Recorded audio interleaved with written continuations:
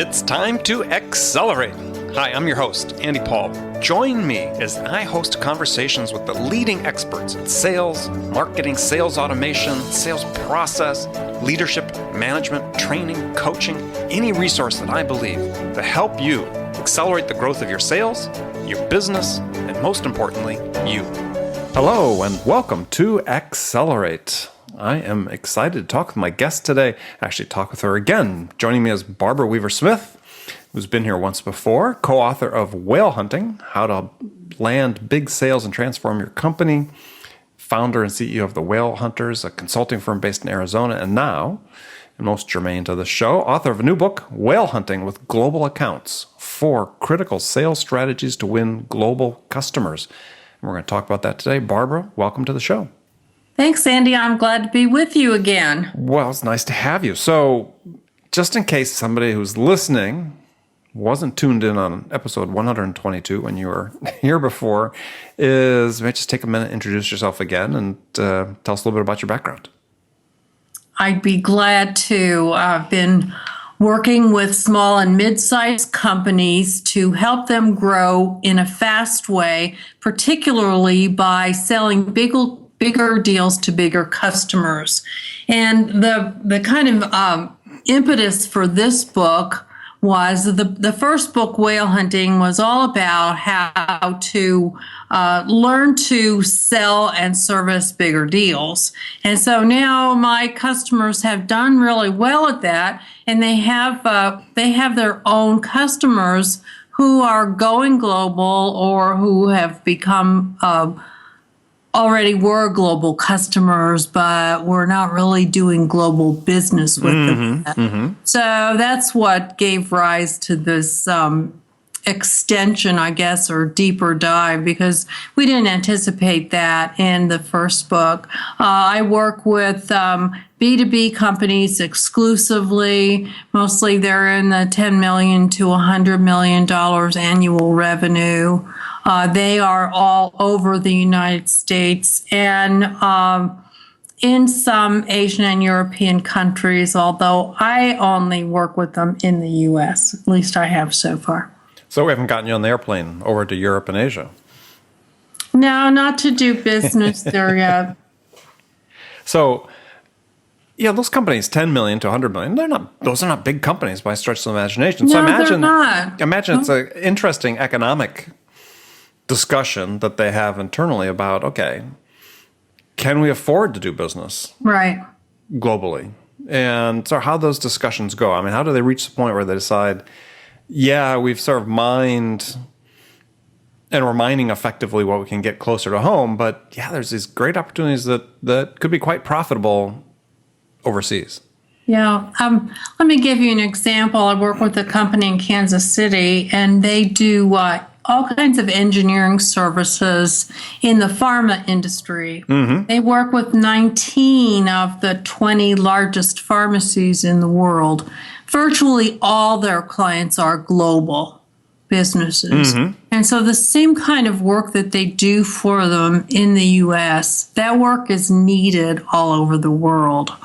And so it doesn't make sense for them to continue to go after new companies in the U.S. instead of extending their reach with at least a few of the global companies they already have. And so the discussion is about how do they do that really in a strategic way. They're not going to do global business with all of those clients. They have to decide which ones they are most suited to.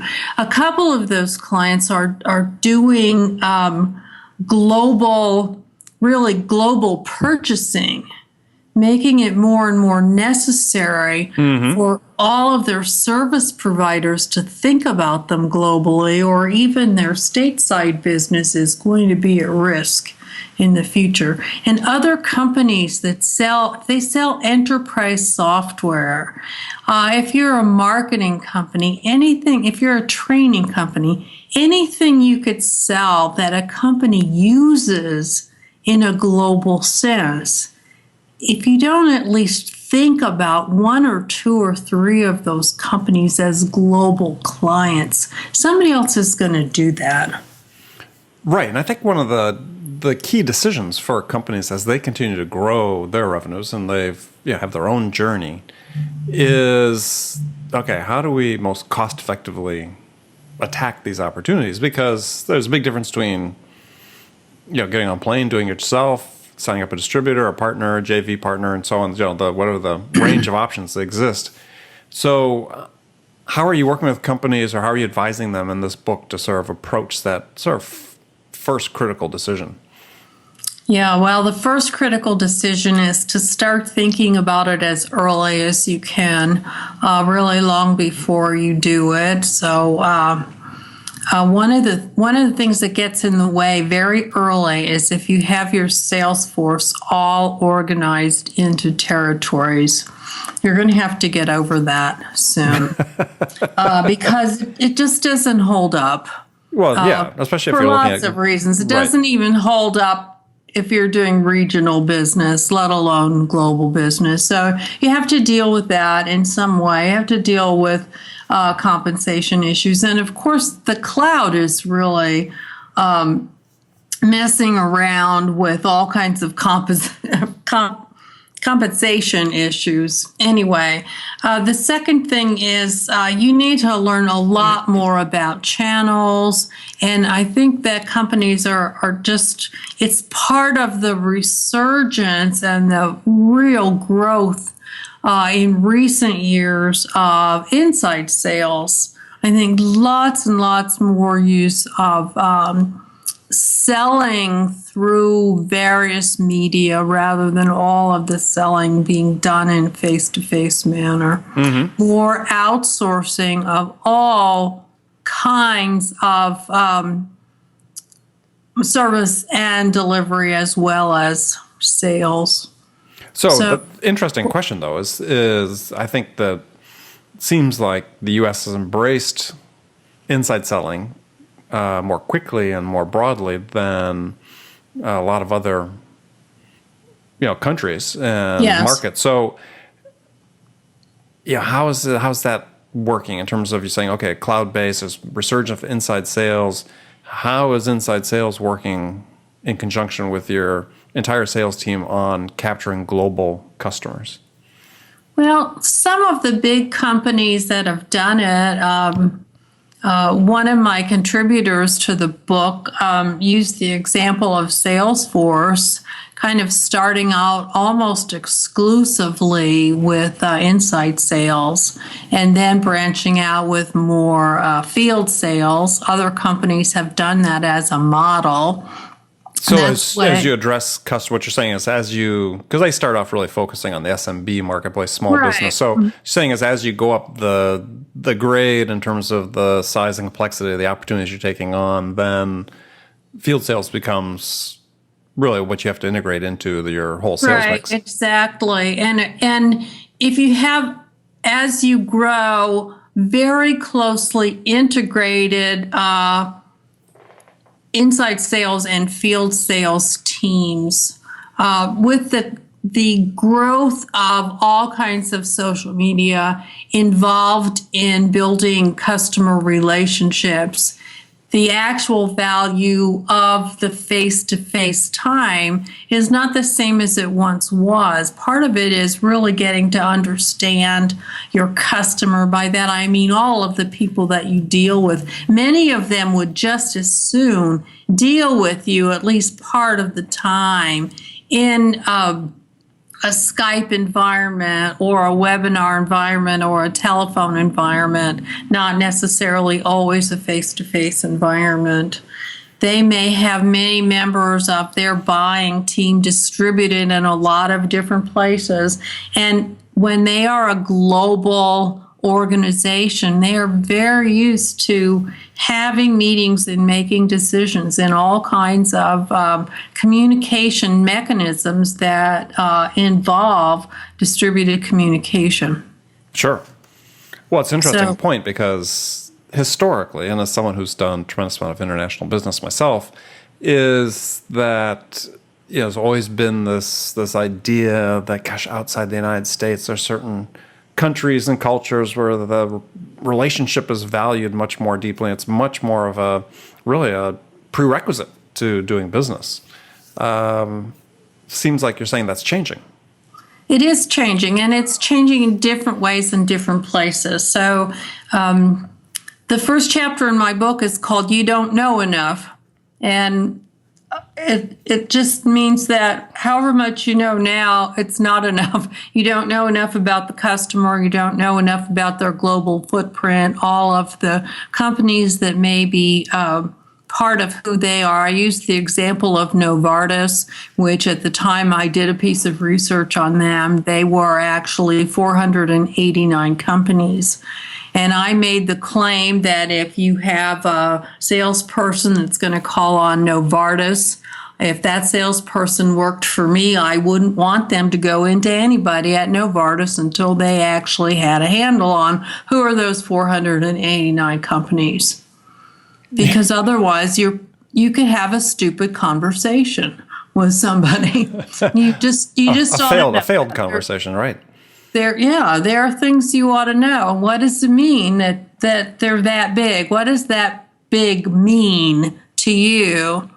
And you kind of ought to know what are the strategic issues in Novartis and their key subsidiaries around the world, and what does that mean for how they think and how they do business and what they're struggling with. So I'm getting a little outside, the core question you asked me, but you have to think about channels.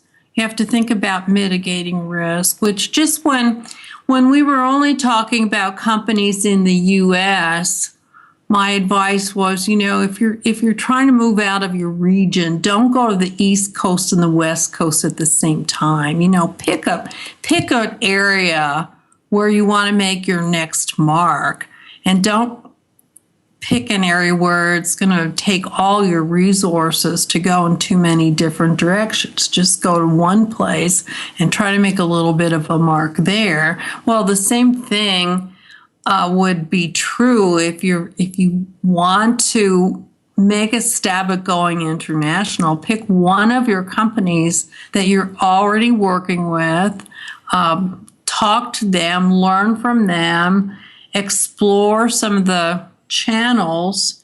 One of the tips that I give in the book is that I believe that we all have, in the United States, we have what I call your personal foreign trade concierge. And that's the International Trade Administration of the U.S. Department of Commerce. Mm-hmm.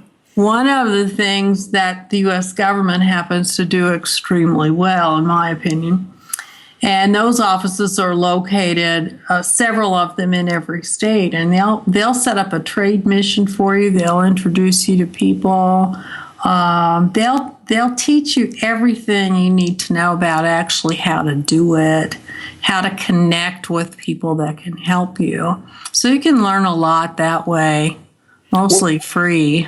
Right. But I think to reinforce a point that you had made is that earlier, as you started talking about going global, you didn't say, and hopefully people caught this, she didn't say, well, choose that you want to go into Germany and go into a geographic area. You're saying pick a company.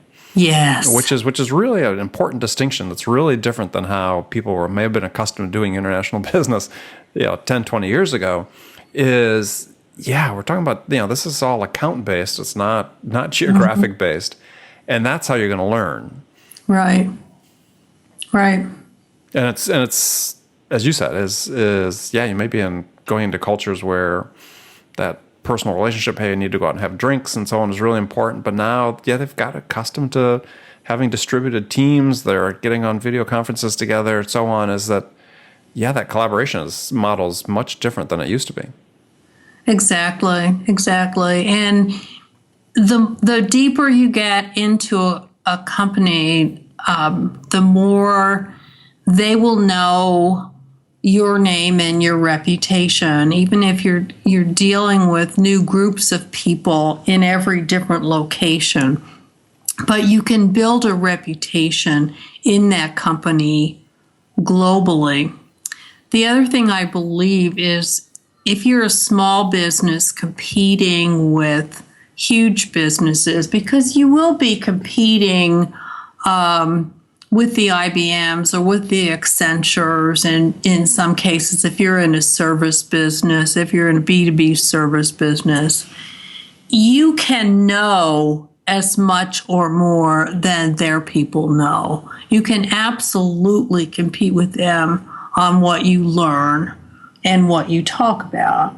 You can't compete with them in other resources, but you can compete with them in your own knowledge base and your team's knowledge base. Well, and that can be the key differentiator at the end of the day. I mean, just my own experience selling large, complex communication systems overseas, as working for a startup. Yeah, we won multi-million dollar deals against much, much larger competitors. But yeah, it's because actually we knew more than they did oftentimes. Yes, because typically you're sending more seasoned, more experienced people in to talk to the buyers than your really big competitors are. So you have kind of a built-in advantage as long as you use it. Most of the buyers in big companies who are in high-level management positions, who actually buy things, who buy big things, their biggest complaint about salespeople that they talk to is they never learn anything new. They spend most of their time in internal meetings with other people in their own company, and they're just always looking for a new idea, fresh application. They don't want to hear about your stuff. They want to learn something new about what they might accomplish to make a difference in their company. And so you need to know a whole lot about them, a whole lot about their strategy. And you need to know what's going on in the business world and how other innovations are going to come down the pike. Like the Internet of Things, if you're in the sales business like we are, I mean, this stuff comes to us and we kind of have it on mind, but people in general don't have that in their mind yet.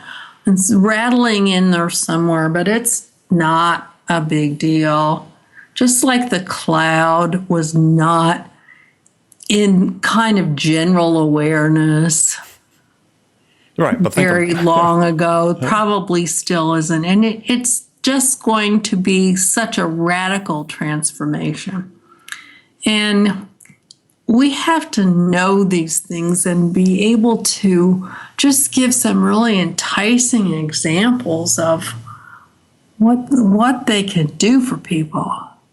Yeah, well, I think what you're talking about a couple things. One is as I understand it, which I think are perfectly valid, is there's this whole idea of continuous learning, which is so important for sales. Even if you're not in global sales, the same idea of understanding your customers to a much deeper level and the environment that they're operating in and what the things are going to influence their decisions are really important. And even if you're selling to a company that's a $10 million company instead of a $10 billion company, the same considerations are taking place in their minds, certainly in the business owner, the entrepreneur, the CEO that runs it.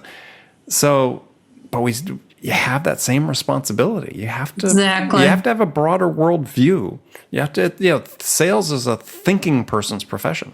Oh boy, it sure is. That's what this book turned out to be about. I mean, it really is. It kind of comes from Barbara, who used to be the English prof, It takes me back to the beginning of my career, because that's what it comes down to. And you're right, it's not just about being global, but it's about this isn't really a how-to book. It's about how to think seriously about your work. Mm-hmm. Absolutely. And I think the second part I was going to talk about is the way you learn is by asking questions. Yes. And you have to be curious. So when you go and you talk to executives in a global corporation, it's the same as if you're talking to somebody in a smaller corporation, is what are the questions that you can ask that are going to surface their aspirations, their objectives, their concerns that you can then begin to address. And you have a point in the book you make about too many rep center meetings with senior execs, basically only armed with their product knowledge. And this happens even in really large account selling, surprisingly. And you got to get past that. I mean, that's why I believe you have to know so much. And the way you learn is questions. Exactly. So first of all, you have to learn before you go in there. And here are the things that I always want to know. What's going on with their strategic plan? What's in the news about them? What are they trying to accomplish? I like to use, I use Verizon as an example a lot because everybody's heard of Verizon. Everybody knows what Verizon is up to, except maybe some people have noticed recently that Verizon has this new ad out about this little thing called Hum that you insert into your car, and it's kind of it's a diagnostic if something goes wrong, and it gets you help. It's a teenage driver watcher is what it is. It is, exactly, among other things. Well, the backstory to that is Verizon has invested $1.5 million in a project with the University of Michigan on connected cars that drive on smart highways. And so they are interested in the auto industry, the driverless car industry in very new ways. And so when I was looking at Verizon's website, they have a big enterprise industry far beyond their consumer industry. They do technology that they call smart water for big corporations, and they have other kinds of industrial products and services that you've never heard of. So I would be armed with that knowledge, and then I would ask questions of the executives I was talking about. Where does your responsibility fall for these new ideas, these new strategies? What's your part of that? What are you charged to deliver? What changes has that made in the direction you're going? Yeah, I like to find out what they care about more than anybody else in the company. Yeah. Verizon has practically sold off all its towers. They don't own the towers anymore. They lease back the towers, getting their capital for all these other kinds of investments. So you don't go in there and ask the questions like, what's your pain point? What's keeping you awake at night? You have to know enough about their business and business in general. Ask a smart question that you really don't know the answer to, but you would have to know a lot about that company in order to ask it. And they will talk to you for an hour and think you are the smartest person that's come in there in a while. Exactly. Yeah, I'm laughing when you say the pain point question because, gosh, so tired of that question. Yeah. It's such a pointless question. So, but it's especially in a large account. So, continuous learning, great question. So let's talk a little bit about the process you outlined in the book too. As you have one of your 4 key strategies is process. Yes. And I love that you acknowledge the fact that the longer the buying process, the less well-defined your sales process is going to be able to be. Right. And this is a problem for some companies that are trying to sell larger accounts that that they just can't sort of map out continue a sequence of steps to take them all the way to the end, because at some point as it gets longer, it's sort of you're acting more by intuition, as you point out. Exactly. And usually the steps are defined by your CRM. And you have, I gave some examples of CRM steps.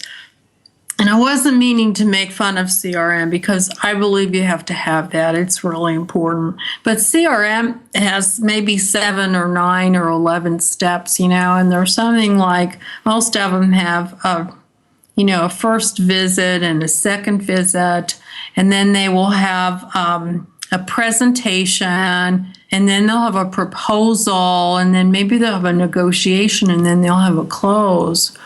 And Andy, you have sold complex accounts. You're going to probably have 40 meetings or 50 meetings between that second meeting, and you're going to have 10 proposals or 20 proposal meetings. And a lot of this is going to be over and over and over with different people and different sets of people. And it's going to be enormously complex. And every deal is going to be different, and you can't really capture it step by step anymore. And so the problem is when you use the steps, as many companies do, if they use the steps as a way to hold the sales team accountable for progress, then they're in a very bad way. If they use the steps as a way to try to measure the predictability of the outcome of that sale, they're fooling themselves. Well, that's true. Regardless of the size of the deal, that is absolutely true. Yeah, and if they use it as a way to train their sales team, all the meat of what people need to be able to do is missing. And I believe this is really common. In my experience, it's really common, especially with the size companies that I'm working with as they get into bigger deals. Everything that the sales reps know about what to do next is outside of the CRM or outside of the formal sales process. And the better they know it, or the more important it is to them, the more they're having to manage stuff on the side. They have a bazillion spreadsheets. They have notepads. They have SharePoint documents, whatever. It's just the managing what they know is a huge, huge problem. And sharing what they know is impossible. Yeah, and I think that, and to a point you make in the book, is that's really driven by the fact that they're having the wrong perspective on. The right perspective is that you have to look at it from the buyer's perspective. You're trying to help them achieve their business objectives. And so, instead of having a process, you talk about having an account plan, which may seem like somewhat of a quaint notion for some people, but it absolutely can be a great roadmap to how you're going to get a deal. Yeah, and these days I think you should be considering a really intelligent, technology-driven account plan of some kind. Mm-hmm. I have some that I like a lot that I recommend to people. I'm really fond of Revigy. Mm-hmm. There are some others that sit on top of Salesforce. I'm sure there will be other new ones coming along too, but these are dynamic.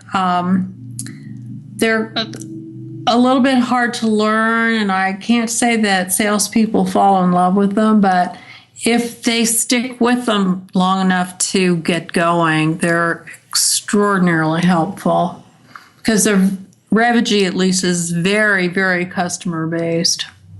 Yeah, and I think that you bring up some really good points in the book about, and this is a point that I've written about before too, is that oftentimes, especially given the length of the sales process with large accounts, global accounts, is that by the time they get to the decision, that sometimes the factors that were driving the decision have become obsolete.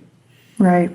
And part of that happens by just the mere fact of selling to them and educating them about what the options are. And that also contributes to that. Exactly. And then you have pre-sales people and sales engineers. And I'm thinking mostly of some of the account teams I've worked with that were working with some of the world's largest companies. They were mostly working with enterprise software. That's probably my biggest, most recent accounts that I've coached. And they were with companies like Costco and CVS and Lego, and I mean, enormous, gargantuan companies. And these teams had 8 or 10 people at a time on the selling team. And they were not only responsible for one or more current deals, they were also responsible for future new deals with the same account. So they had people coming in and out of the account all the time and multiple deals at different levels of the deal. And so just to manage the information is an extraordinarily complex project. I mean, far more complex than you can just do with your CRM, even if it's a really, really robust CRM. Right. So the industry needs a lot more work on that, I believe. I don't think we have the end of that yet, but I think that's one of the areas where a technology investment is a really good one. Because what you need to know and the ability to have it at your fingertips and bring people in and out. And of course, those deals take so long that you have so much turnover on the buyer's team and the seller's team. Oh, yeah. Yeah, decision makers even come and go. Yeah, exactly. So now we got the last segment of the show. I've got some standard questions I ask guests. And got just a few short ones here for you. So the first one is, so you can give me short answers on these if you wish. So in your mind, is it easier to teach a non-sales technical person how to sell or to teach a salesperson how to sell technically? Oh, wow. It depends on who is the more curious person. I've got my answer to that one, but I think probably in most cases it's easier to teach the salesperson to sell technically because it's not really about the product. It's about what you do with it. Okay. Yeah. All right. So next question is, if you could change one thing about your business self, what would it be? Yes, I would have to learn to simplify the way I talk about things. Okay. I try hard. Fair enough. So what's one non-business book every salesperson should read? Non-business book. Oh, gee. Oh. Read Faulkner's The Sound and the Fury. Oh, you are an English professor. Okay. Great book. It's a great book. It is. A challenging book. Okay, last question. So when you have to get away from it all, where do you go? Out in my backyard to the pool. Oh, that's nice. That's a nice short trip. It is. You don't have to fly I worked there. a lot of years to get here.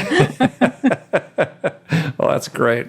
Well, Barbara, thanks again for being on the show. And how can people find out more about you and your new book? Well, they can come to my website, which is thewhalehunters.com, or they can go to amazon.com and look at whale hunting with global accounts. Excellent. And I encourage everybody to do that. Because even if you're not selling global accounts, there's some great lessons in there about managing and working with bigger accounts that apply as well. So very much worth your time. And thank you again for being on the show.